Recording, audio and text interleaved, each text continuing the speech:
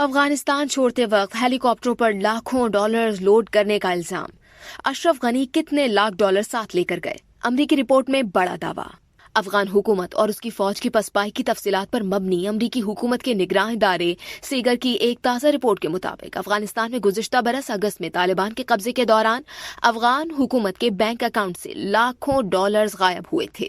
تاہم رپورٹ میں بتایا گیا کہ اشرف غنی کی طرف سے لاکھوں کی چوری کا امکان کم پایا، لیکن کہا کہ سابق صدر کچھ نقد رقم لے کر ضرور چلے گئے تھے، لیکن شواہد بتاتے ہیں کہ یہ تعداد 10 لاکھ ڈالر سے زیادہ نہیں تھی اور ہو سکتا ہے کہ یہ 5 لاکھ ڈالرز کے قریب ہو۔ افغانستان کی تعمیر نو کے لیے خصوصی انسپیکشن جرنل یا سیگر کے جائزے میں ان الزامات کی جانچ پڑتال کی گئی کہ افغان حکومت کے اہلکار ملک میں فرار ہونے پر لاکھوں ڈالرز اپنے ساتھ لے کر گئے تھے۔ افغانستان کے سابق صدر اشرف غنی پر خاص طور پر ان کے ہیلی کاپٹروں پر لاکھوں ڈالرز لوڈ کرنے کا الزام لگایا گیا تھا، جو طالبان جنگجوؤں کے شہر میں داخل ہوتے ہی کابل سے فرار ہو گئے تھے۔ مزید جاننے کے لیے سبسکرائب کیجیے ڈیلی جنگ یوٹیوب چینل اور لائک کیجیے ہمارا فیس بک پیج۔